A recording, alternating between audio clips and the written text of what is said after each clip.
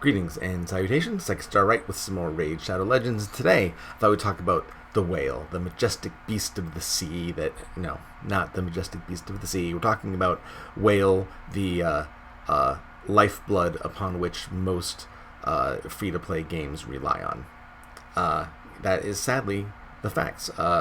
Most free-to-play games depend on the 10 to 15% of their player base to fund the entire organization. There was some grumbling that maybe that was easing up in 2017, where they saw some more equanimity between people who spend a lot and the standard player base. But two things happened in 2017 that I think kind of skewed those numbers. And that is, in 2017, Battlefront 2 came out. There's a tremendous backlash. EA lost, $3.1 billion in stock value. They eventually completely removed loot boxes from Battlefront 2. There still has not been a lot of trust built up. I still don't own Battlefront 2, even though I'm a huge Star Wars fan, because I was so angry with the play-to-win philosophy that they were espousing. Another thing that happened in 2017 is Fortnite. And I think these numbers that people are saying that the mindset is changing, whales are not actually keeping games afloat anymore, I think is skewed by Fortnite, which is all, cosmetics. But the installed player base of Fortnite is so huge, I think it's just skewing all these numbers. And I think, personally, and with a little bit of insider info, that most games are still dependent on whales being whales, right? So I had a friend back in early to mid 2000s. I work in IT, he works in IT. I'm on more the server side, he's on the coding side. And he was contracted by a company to work on this project. And I asked him what it was about, and he goes, oh yeah, they're doing this new thing called microtransactions. And I think I might have told this story before in another video, but it's worth going over again. And I'm like, what are microtransactions? That sounds dubious at best. He says, yeah, they have these games where they'll have certain parts of the game where you pay to play. And I was like, get out of here. There's no way anyone would do that. That's insane, right? I'm already spending $60 on a console title. That's a lot of money. I don't want to pay a little bit of chunks, like a banking fee that pissed me off, that to play a game. That's stupid. I don't understand how anyone would do that. Fast forward 10 years later, here we are, right? This is kind of the new normal, right? I think games like Jedi Fallen Order, no multiplayer, no purchases are the outlier instead of the norm, unfortunately. And there's a bunch of reasons for this. Let's look at our favorite person here. See if anyone is familiar with this guy. This is Torolf Jernstrom. I unfortunately cannot pronounce his name. My mouth just doesn't work in that certain Norwegian or Swedish way that it does. But he gave this infamous speech on YouTube with a 33% like it. It has 7,000 dislikes. This guy is so craven and so crass. As you can see, the title card on his slide there is, see if you can get everyone to spend $1,000. Right, you really need people to spend $1,000 in your game, and he says 100% of top grossing games do this. That's kind of like a challenge for people, right? Think of it from a business perspective. A CEO, their only responsibility is to make money for shareholders. That's it. They do not care about us, right? They care about shareholders, right? And in fact, if they make decisions in their company that is more geared towards the customer at the potential of losing money for their employer, they can be fired, right? It is that's the way capitalism works, right? And it's especially bad in late stage capitalism right now, where the political process has also been bought by the people who have the money. So the little guy is especially screwed. So I don't anticipate this getting any better. And here's another one. Let me flip over to that. This is what's his name? Ethan Levy. Ethan Levy, he's giving another talk on monetizing free-to-play games, and he has like a banner of all people telling him how horrible he is, and he's wearing it as like a badge of honor, right? So this is kind of the way things are. It's a kind of an us versus them, but like an us versus them, but we need them to feed us with their money. but so even though we want to suck them dry, we want them to feel happy about it. It's this weird kind of dynamic that's going on. And I find it kind of reprehensible, but at the same time, what am I doing, right?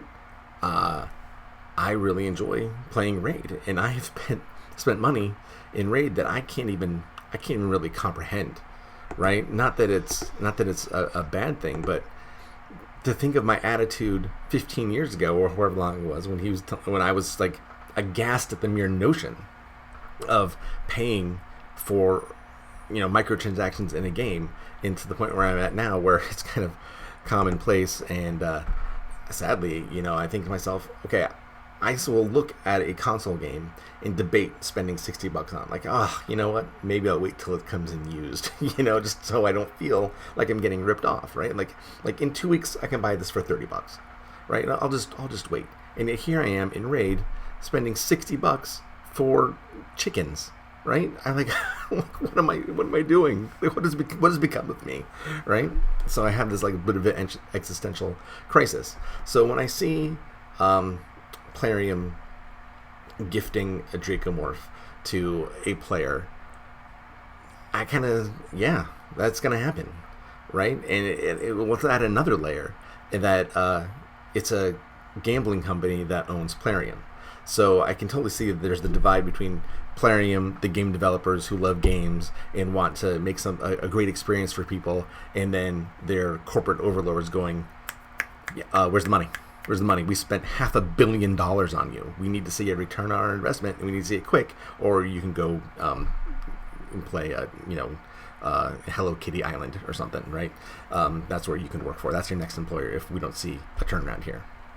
So if Cartman's spending thousands upon thousands of dollars, and he's one of those 10 to 15%, which he is, let's face it, who's making money for the company, they're going to keep him happy, right? And especially if he has a voice in the community, they're going to want to keep those people happy too. So as displeasant as it may be, I can totally understand why they did it. Casinos comp players all the time. Now, the counterpoint to that is, well, they comped him the jackpot, and that's not what casinos do. Yeah, well, this also isn't. It's all virtual, right? I mean, so they comp something that doesn't actually cost them anything, right? So the situation is a little bit different with virtual currency, virtual items, virtual whatever. There's a lot more flexibility for comping, and I totally understand why they did it. I don't like it, especially as like a parent, right? When my son starts whining, I'm like, I don't know what you wanted, but whatever it is, you're not getting it, because that's not how you reward behavior. But this is different. My toddler is not paying me. I'm paying his college tuition. He's not going to be paying mine, right? So when you're dealing with money, a lot of things that you think might be the decent thing to do kind of become suddenly second to maintaining that revenue stream. And I don't like it. I hate the things that I'm saying, but I understand them from a business perspective, and I hate it, and I understand it, and I hate it. As far as the content creators crunching the free legendaries that they got, that's awesome. I'm glad that they made a statement. That's what they believe in. I probably would have gone, okay, this martyr, I just won't use it, to advance in Platinum Arena.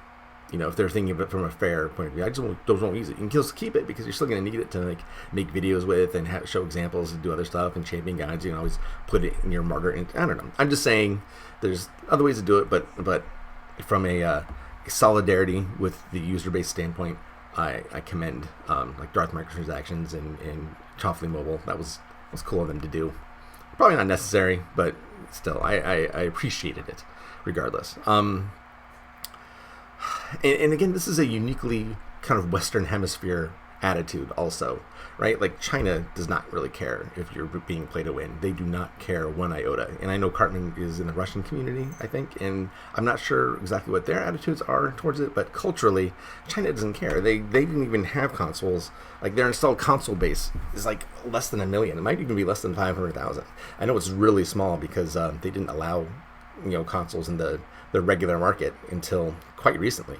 So they kind of developed their video game industry. Oh my gosh, I lost My spider fight. Oh well, they kind of developed their industry differently than the Western Hemisphere did, and of course we always have that those platitudes of pull yourself up by your bootstraps and all that stuff. That's kind of uniquely a Western thing, I think, and mostly it's a bumper sticker platitude because it's not actually how the economy works, but it's fun to say, right? So I guess whales are a necessary evil for free-to-play games. If you like playing Raid, this is just something that we're gonna have to live with, right? And I enjoy it, and I don't totally whale out. I'm just a little dolphin, but I definitely spent more money than I wanted to, and I equate it. I've said this before. I equate it with Magic. When I used to be a tournament judge for Magic, the Gathering, and I have thousands and thousands of dollars of Magic cards. I have not spent that much on Raid, but I tried to think of it like that. I tried not to think of it as a video game. I kind of think of it as a collection, right? It makes me sleep better at night, I guess is the way to say it. So there might not be a popular opinion, but I don't really care that Cartman got a Dracomorph. It's fine. They got to do what they got to do to make a business decision. I'm sure they have their interior analytics where it says Cartman is one of the 10% of the player base that we count on, right? And we know that they're not really concerned about keeping free-to-play players. They want to cycle. If they cycle out and cycle new ones in, that's fine, right? It's not impacting their bottom line, right? What impacts their bottom line is people spending money, and it's the whales and the low spenders are a distant consideration, unfortunately. All right, so anyway, that's my feelings on it. If you want to yell at me in the comments, please do so. I don't mind. I love interacting. I've never had a bad interaction with anybody before. So please vent your frustrations, agree with me, disagree with me, but like and subscribe because that would be awesome. I really need it. Thank you guys. I appreciate your hanging out with me and I guess my cat. And I'll talk to you guys later. Thanks.